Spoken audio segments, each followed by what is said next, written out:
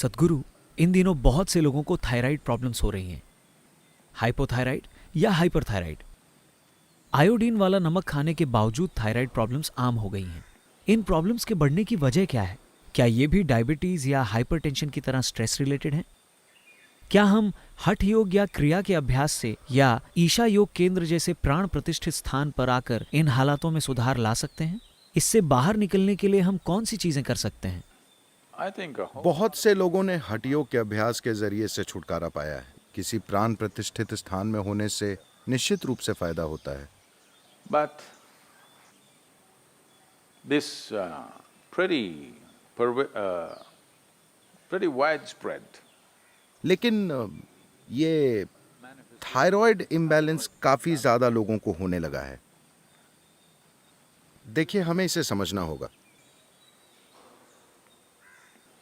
आप जिसे थायराइड कह रहे हैं, योग में हम इन ग्रंथियों को इस तरह से नहीं देखते, लेकिन मेडिकल दृष्टि से आप जिसे थायराइड कह रहे हैं वो आपके भीतर एक ऐसा सिक्रीशन या स्राव है जो आपके सिस्टम को कैलिब्रेट करता है हर रोज। ये तय करता है कि कितना पाचन होना चाहिए, कितनी ऊर्जा पैदा होनी चाहिए, कितना फैट पैदा होना चाहिए, कितनी मांसपेशी बननी चाहिए। हर चीज ये आपकी शारीरिक संरचना को संतुलित करने की कोशिश करता है। आपके शरीर की संरचना आपकी मनोवैज्ञानिक संरचना से गहरा संबंध रखती है। आज आपको यह दिखाने के लिए पर्याप्त प्रमाण मौजूद हैं कि अगर आप यहां बैठकर पहाड़ के बारे में सोचते हैं तो आपकी ग्रंथियां एक तरह से काम करेंगी। अगर आप शेर के बारे में सोचते हैं तो ये किसी और तरीके से काम करेंगी। अगर आप समुद्र के बारे में सोचते हैं तो ये किसी और तरीके से काम करेंगी। अगर आप किसी आदमी या औरत के बारे में सोचते हैं तो ये किसी और तरीके से काम करेंगी। बस एक विचार और कुछ नहीं। पहाड़ से कोई संपर्क नहीं, शेर से कोई संपर्क नहीं, आदमी, औरत या समुद्र से कोई संपर्क नहीं। बस एक विचार ही ग्रंथियों के काम में उतार चढ़ाव ले आएगा। मैं कह रहा हूं कि ये सिस्टम इतना शानदार और सटीक है कि ये आपको अच्छी हालत में रखने के लिए हर चीज को संतुलित करने की कोशिश कर रहा है। आपके साथ समस्या ये है कि आपको एक बैलगाड़ी चाहिए,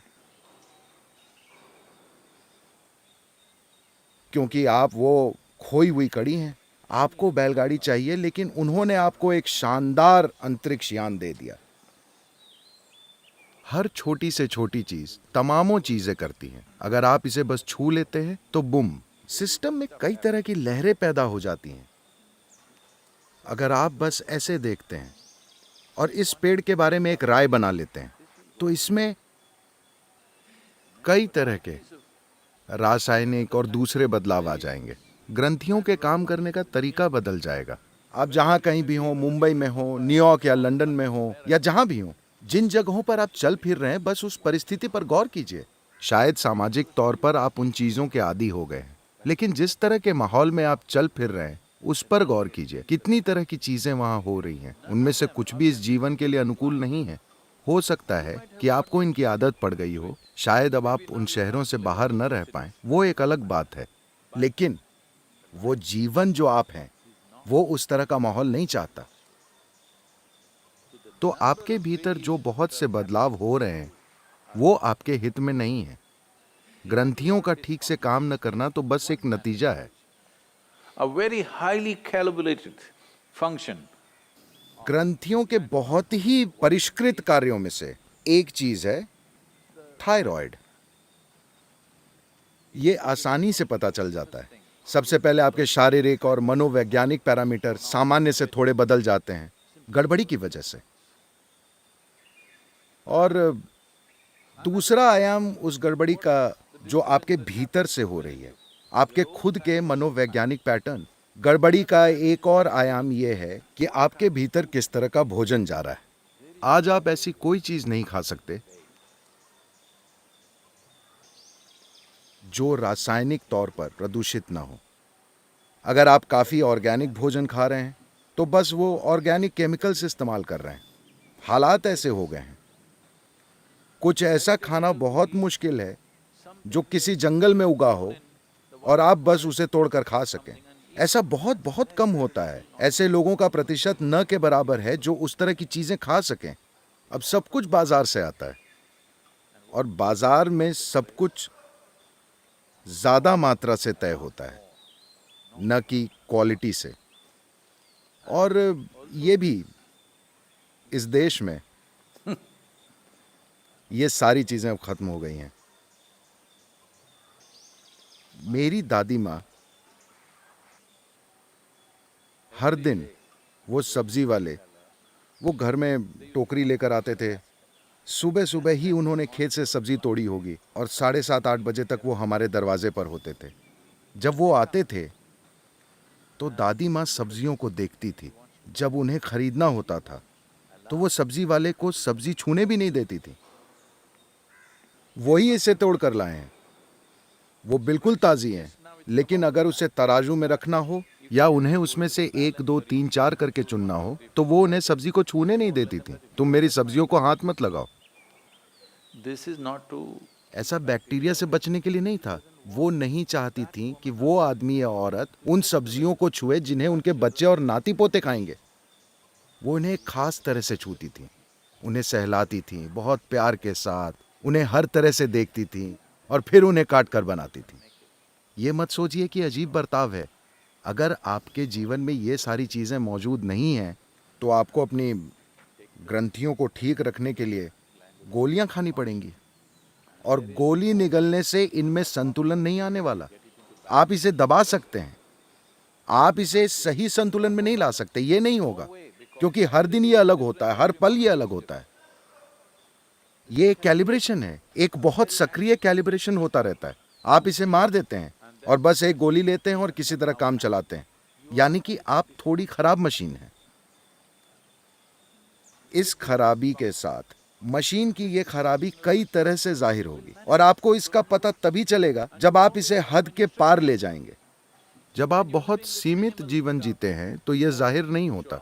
ये कुछ ऐसा है, देखिए, अगर आपकी कार का टायर पंचर है तो भी आप 20 किलोमीटर की रफ्तार से कार चलाकर घर जा सकते हैं। कुछ चीज़ें खराब होंगी, कुछ चीज़ें फट जाएंगी, लेकिन फिर भी आप कार चला सकते हैं। अगर आप 200 किलोमीटर प्रति घंटे की रफ्तार पर हैं और तब अगर टायर पंचर होता है तो आप जानते हैं कि आप सड़क से बाहर उड़ जाएंगे। तो बस यही बात है। अगर इन सब चीज़ों को ठीक से संभाला गया है, अब अगर आप अपने जीवन को एक काफ़ी ज़्यादा ऊंचे स्तर पर काम करने के लिए ले जाते हैं तो भी ये आराम से चलेगा। उस संतुलन को लाए बिना अगर आप अपने जीवन की गति बढ़ाते हैं तो ये डगमगाने लगेगा। आप अपने आसपास हर दिन ऐसा होते देखते होंगे। तो अपने जीवन में उतनी लागत लगाने के लिए, खैर, आप अपने शहर को छोड़कर जंगल में रहने नहीं जा सकते, आप अपने माहौल को छोड़कर दूर नहीं जा सकते। आपको कम से कम खुद को इतना सक्षम बनाना होगा कि उन चीजों का आप पर ज्यादा असर ना हो। वैसे भी इनका असर तो होगा, लेकिन सवाल है कि कितना असर होगा। कम से कम अपने घर में, अपने आसपास कुछ पौधे लगाइए। अगर खुली जगह ना हो तो अपने कमरे में ही लगा लीजिए। हो सकता है कि ये थोड़ा अजीब लगे। आधी छत को खोल दीजिए। अरे लेकिन सदगुरु, ऊपर एक और मंजिल है। ठीक है, एक दीवार हटा दीजिए ताकि आपको थोड़ी सूरज की रोशनी मिले। हाँ, ऐसा ना हो कि घर हर तरफ से बंद हो और हर समय बस एक एसी बर्र करता रहे। यह भी एक चीज है। आपके आसपास मौजूद ध्वनियों की गूंज इस शरीर को पूरी तरह से झकझोर रही हैं, हर समय बर्र। खासकर जब मैं देश से बाहर होता हूँ, खासकर अमेरिका में, यूरोप में भी वहाँ थोड़ा बेहतर है, लेकिन अमेरिका में हर समय कुछ न कुछ गूंजता रहता है। हर समय जब मैं यहाँ आता हूँ तो लगता है बस बिल्कुल शांत, जो आपको जीवंत बनाता है। जब हर चीज गूंजती रहती है तो आप बस पुफ। ज्यादातर लोग इसके प्रति जागरूक नहीं हैं, लेकिन ये उनके साथ हो रहा है। उनके दिन में 8 घंटे सोने से ये साफ साबित होता है। ऐसा इसलिए हो रहा है क्योंकि वो अपने प्राकृतिक वातावरण में नहीं रह रहे। वो सोकर खुद को सुरक्षित रखने की कोशिश कर रहे हैं। तो खुद को बीमारी से बचाने के लिए, खुद को मानसिक रोगों से बचाने के लिए, खुद को हर तरह के असंतुलन से बचाने के लिए आप दिन में 8-10 घंटे की नींद लेते हैं, यानी आधा जीवन आप मरे पड़े रहते हैं। मौत हमेशा एक आसान हल होती है, लेकिन हमें ऐसा हल नहीं चाहिए। हम जीवन के हल को खोज रहे हैं, अंत के हल को नहीं। किसी चीज का अंत करना उसका हल होता है ना? हल है या नहीं? हल है, लेकिन हमें वैसा हल नहीं चाहिए।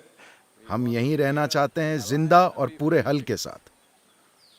तो अगर ऐसा होना है तो शायद आप थोड़े अजीब लगें, मुझे भी आप अजीब लगेंगे, लेकिन आप जहां सोते हैं वहां कुछ पौधे लगा कर रख सकते हैं।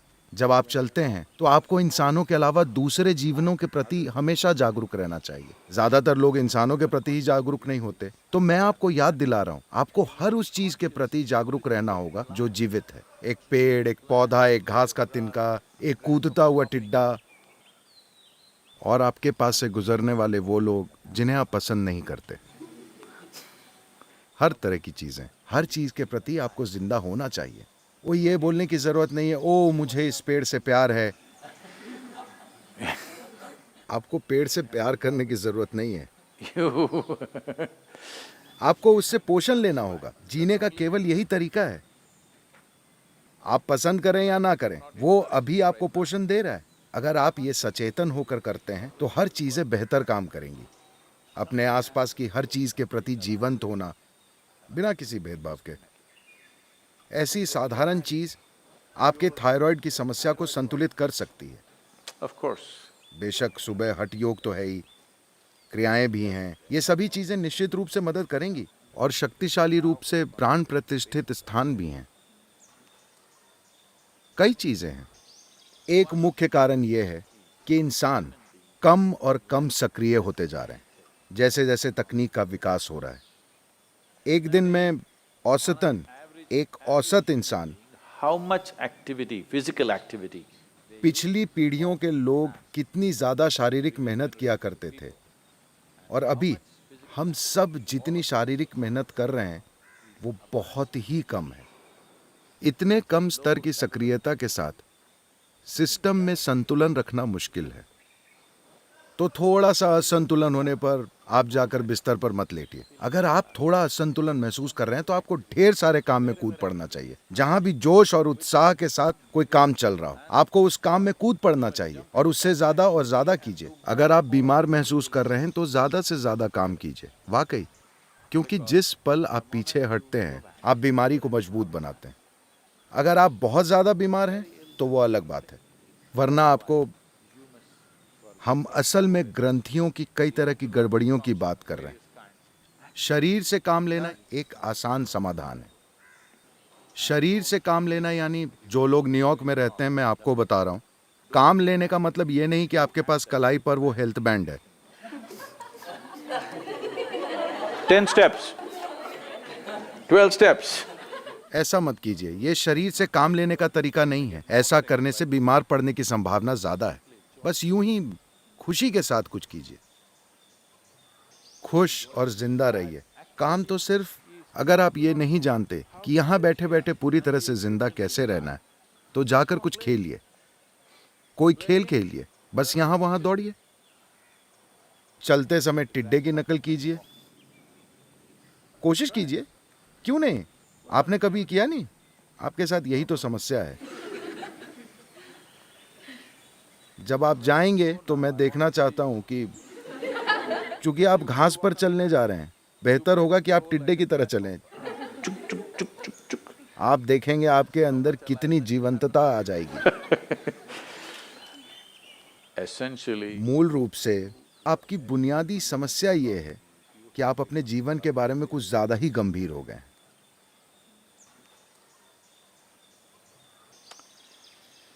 तो हमें आपको दोबारा याद दिलाना होगा कि वैसे भी आप मर जाएंगे, तो इस बारे में इतना गंभीर मत होइए, क्योंकि इसे खत्म होने में समय नहीं लगेगा।